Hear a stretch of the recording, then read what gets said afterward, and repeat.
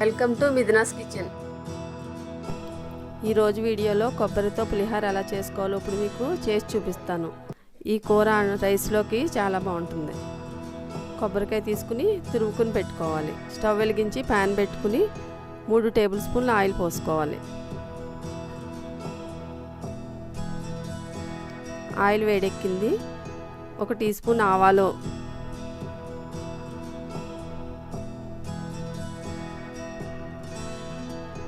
1 table spoon పచ్చిశనగపప్పు, 1 tea spoon మినపప్పు, 1/2 tea spoon జీలకర్ర వేసుకుని ఒకసారి వేయించుకోవాలి.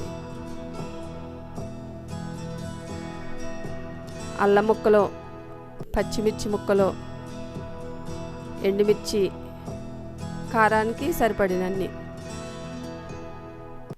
కరివేపాకు, కొత్తిమీర కూడా వేసుకోవాలి. ఇవన్నీ ఒకసారి బాగా వేయించుకోవాలి. పసుపు కొద్దిగా, రుచికి తగినంత ఉప్పు,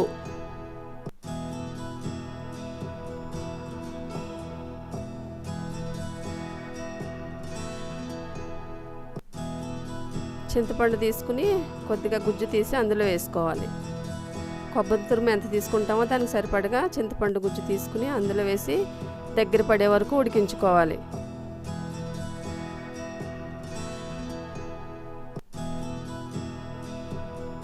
ఇప్పుడు ఇది దగ్గర పడిపోయింది.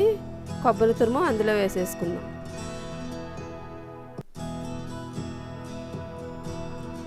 ఇదంతా బాగా కలుపుకోవాలి.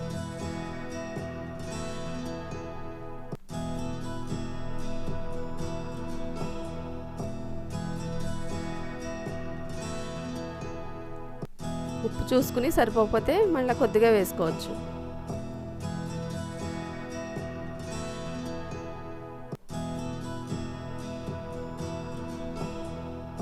కొబ్బరి పులిహోర రెడీ అయిపోయింది. మీరు ట్రై చేసి చూడండి.